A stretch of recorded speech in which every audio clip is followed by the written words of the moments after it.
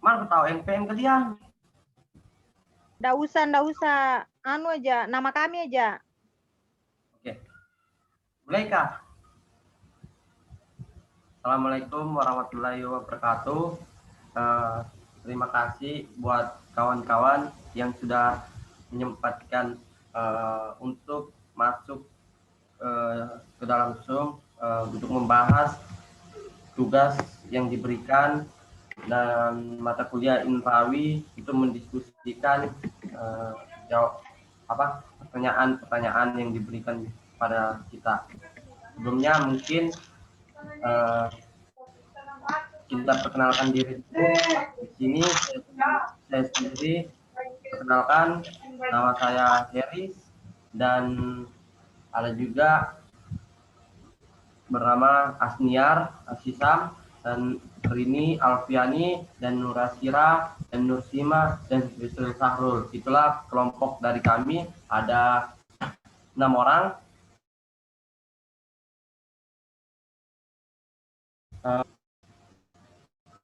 Kita lanjutkan aja ke jawaban dan pertanyaan nomor 1.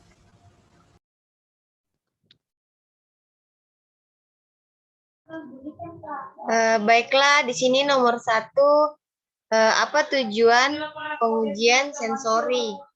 Yang dimana jawabannya ya tujuan pengujian sensori ini untuk mengetahui produk itu aman atau tidak untuk dikonsumsi. Jadi sehingga makanan yang akan dikonsumsi ini bisa dipasarkan kepada konsumen. Selain daripada itu, untuk menjaga fungsinya ialah untuk menjaga mutu dari produk produk perikanan tersebut ataupun produk yang akan diuji. Nah, lanjut ke nomor 2, soalnya yaitu jelaskan mengapa indera manusia merupakan instrumen dalam analisis sensori. Kenapa indera manusia ini kan menjadi instrumen dari analisis sensori? Karena indera manusia ini digunakan sebagai alat utama untuk pengukuran daya penerimaan terhadap produk. Yang dimana sebelum produk ini dipasarkan, jadi manusia ini yang berperan penting dalam pengujian tersebut. Seperti itu. Jadi dari misalnya suatu produk ini diuji dalam teksturnya apakah masih baik, atau misalnya dalam suatu ikan ini diuji apakah mutunya ini masih baik, nilainya ini dapat berapa, apakah dia bisa dikonsumsi atau tidak, seperti itu. Karena syarat dari syarat untuk dikonsumsi itu di atas 7 ke atas, seperti itu. Mungkin dilanjut ke nomor 3. Oke. Jadi soal nomor 3 di sini yaitu jelaskan mekanisme dari setiap atribut sensori. Jadi atribut sensori itu terdiri atas kenampakan, bau atau odor atau aroma. Yang ketiga konsistensi dan tekstur. Yang keempat flavor. Flavor itu terdiri atas aroma, rasa, dan chemical feeling. Jadi mekanismenya itu dari kenampakan ada warnanya. Warnanya itu melibatkan fenomena fisik dan fisiologi. Sedangkan bentuk dan ukuran itu yang dilihat itu padat butiran atau strelia dan kacang-kacangan. Yang kristal itu biasanya gula pasir, garam, atau asam sitrat. Tepung atau bubuk yaitu cairan ecer, cairan kental, dan gel. Untuk ukuran itu besar material suatu produk, beratnya, volumenya, luas, panjang, lebar, dan tebalnya. Terus untuk tekstur permukaan, sifatnya itu kilap, kekasaran atau kehalusan permukaan, yaitu basah atau kering. Terus Mekanisme penginderaan visualnya itu penilaian kenampakan mata, benda di depan mata mengirimkan sinar melalui lubang diafragma mata, sinar dibiaskan oleh lensa, mata menembus ruang bening belakang membentuk bayangan benda merangsang sel reseptor dan impuls diteruskan ke saraf otak. Terus untuk bau dan aromanya itu, bau terdeteksi ketika senyawa volatil masuk dan melalui saluran hidung dan diterima oleh sistem olfaktori. Mekanisme pembauannya ini senyawa penyebab bau yang larut di dalam epitelium olfakti yang ada di langit-langit rongga hidung. Terus untuk teksturnya ini dia ada dibagi menjadi 3 istilah, yaitu viskositas, konsistensi, dan tekstur. Untuk viskositas ini mengacu pada kecepatan aliran liquid atau air. Untuk konsistensi, cairan dan semi solid, yaitu saus, jus, sirup, dan jelly. Untuk tekstur diukur sebagai sifat mekanisme dan kekenyalan, sifat geometris, berserat, berpasir, dan kristal. Sifat kelembapan yaitu basah, berminyak, dan lembab.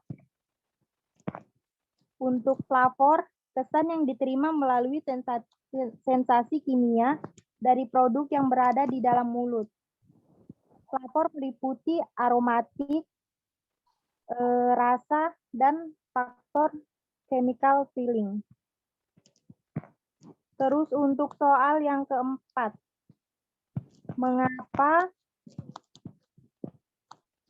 mengapa dibutuhkan panel dalam melakukan evaluasi sensori? Karena panelis dalam pengujian sensori pelaksanaan penilaian uji organoleptik diperlukan panel sebagai instrumen atau alat. Panel terdiri dari sekelompok orang yang bertujuan menilai sifat atau mutu komoditi berdasarkan kesan subjektif. Masing-masing penilaian didasarkan pada keahlian dalam melakukan penilaian organoleptik. Mungkin bisa lanjut ke soal selanjutnya.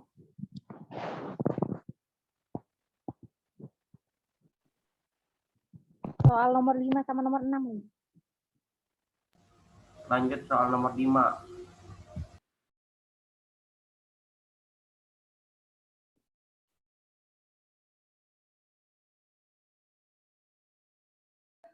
Silakan Saudara Eris. Ya, nomor 5 saya sendiri ya. Sorry. Lupa. Jadi nomor 5 itu pertanyaannya adalah apa fungsi dan tugas panel. Jadi mungkin saya jelaskan sedikit fungsi dan tugas panel itu.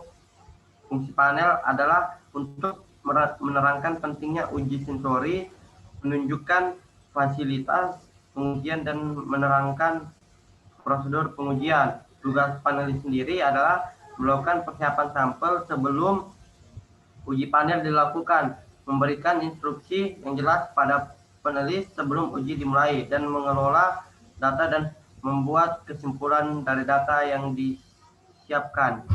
Nah, itu tadi jawaban dari nomor 5. Mungkin di sini saya juga langsung menjawab soal dari nomor 6. Setiap melakukan evaluasi sensori ada persyaratan panelnya. Sebutkan kategori panel dan beberapa jumlah panelisnya untuk masing-masing kategori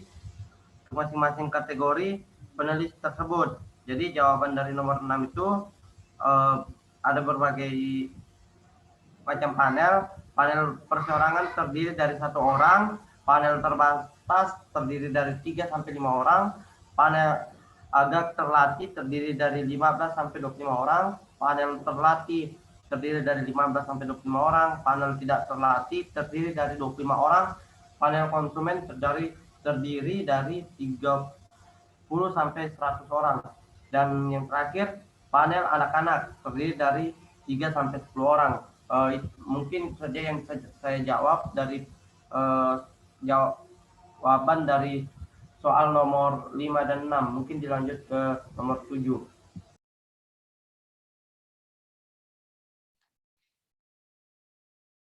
Baiklah, di sini saya akan melanjut soal nomor 7. Yaitu untuk mendapatkan sejumlah penulis yang dikehendaki dengan tingkat, maka perlu dilakukan kepekaan organolistik yang baik, maka perlu dilakukan seleksi panel. Terus saya akan melanjutkan soal nomor 8. Kepekaan organoliptik yang baik, maka perlu dilakukan seleksi panel perorangan. Silakan dilanjut soal nomor 9. Baiklah, saya akan menjelaskan nomor 9. Pertanyaannya, sebutkan tahap-tahap penyeleksian panel yang lengkap. Di sini persyaratan seleksi panel ada tahap-tahapnya ada 5, yaitu wawancara, yang kedua tahap penyaringan, yang ketiga tahap pemilihan, kemudian tahap pelatihan dan uji kemampuan. Selanjutnya pertanyaan nomor 10. Sebutkan persyaratan-persyaratan yang harus dipunyai bagi suatu laboratorium sensori.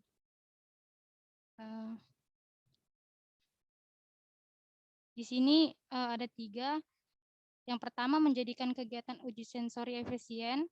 Yang kedua, dapat mengatasi ketergangguan konsentrasi panelis yang disebabkan operasional peralatan lab dan personel laboratorium. Yang ketiga, dapat meminimalisasi gangguan antar responden dalam pelaksanaan evaluasi sensori. Kemudian dalam melakukan uji ini, uji organoleptik dibutuhkan beberapa ruang, yaitu ruang penyiapan atau dapur, kemudian ruang pencicipan atau booth area, dan yang terakhir ruang tunggu atau ruang diskusi. Selanjutnya, pertanyaan nomor 11.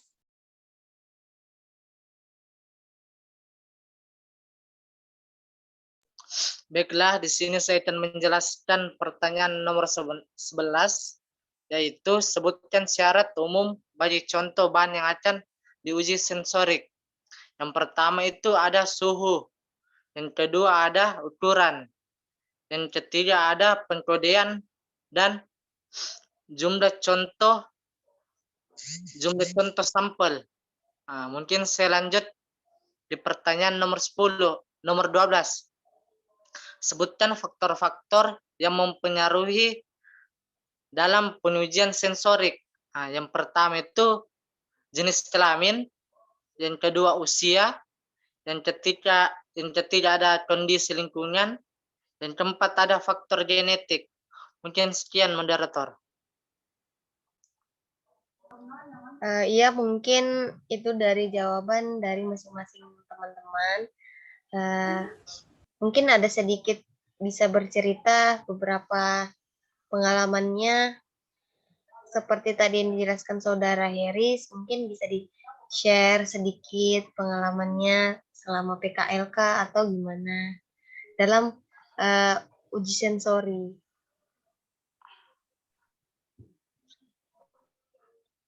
Baiklah, di sini saya sedikit berbagai pengalaman tentang waktu PKL di Samarinda, di mana di sini kami dari kelompok kami berbagai macam jenis pengujian. Salah satunya dari kelompok kami ada yang mengambil yang namanya pengujian organoleptik. Jadi di pengujian organoleptik itu di mana orangnya yang untuk menjadi panelis itu betul-betul meneliti suatu produk. Kenapa saya bilang betul-betul meneliti suatu produk? Karena di organoleptik itu tidak boleh asal-asalan untuk meneliti suatu produk, gitu. Jangan sampai suatu produk dimasarkan ke suatu pasar atau minimarket, namun produknya tidak bagus gitu. Nah, nanti bakalan ada konflik antara sang pembuat produk dan pembeli gitu. Nanti bisa jadi juga dari biasanya di UMKM tuh kan, nanti bisa jadi juga UMKM-nya diserang oleh masyarakat karena tidak tidak serak gitu nah dengan suatu produk ini, tidak disukai oleh pembeli ini. Jadi tidak boleh juga menerima pandangan oleh orang lain. Jadi menurut tidak bisa menerima pandangan dengan orang lain, tidak bisa suatu jawaban itu nah, suatu jawaban sama dengan panelis yang lain, karena di situ kita lihat sendiri yang melihat suatu produk itu dari panca indera kita sendiri itu nah. Mungkin panca indera kita dengan atau penciuman kita agak berbeda dengan orang lain, itu mungkin bisa jadi. Jadi di sini dari jadi intinya dalam pengujian ini tidak bisa meminta jawaban dari teman kan, atau misalnya bertanya, kamu kenampakannya nilainya berapa? Ya, begitu seperti itu ya. Mungkin tidak bisa kan? Ya, jadi tidak bisa untuk begitu untuk macam perasaan, misalnya berapa gitu nah, berapa sih yang apa sih yang rasakan ini, berapa sama apa bagaimana, bagaimana bentuknya ini begitu. Jadi harus sangat teliti kalau kita dalam pengujian organoleptik itu nah, karena ini produk-produk yang sangat sangat detail itu nah untuk dipasarkan ke masing-masing tempat gitu. Mungkin ada yang ingin tambahkan, teman-teman? Ini jadi intinya dari tadi yang saya jelaskan tuh kan apa tuh yang punya perusahaan tuh bergantung kepada mereka juga yang melakukan pengujian organoleptik nih. Oh iya. Jadi kan dia kan anunya apa tuh, hasil yang didapatkan mereka tuh di uji organoleptik tuh bagus. Nah, maka produknya mereka tuh manis juga, begitu juga sebaliknya kan. Begitu, betul sekali apa yang dikatakan oleh saudari Rini. Jadi itu penulis itu dengan dengan nilai sendirinya untuk menguji, tidak bisa berkomunikasi di dalam ruangan bersama kawan-kawan yang lain.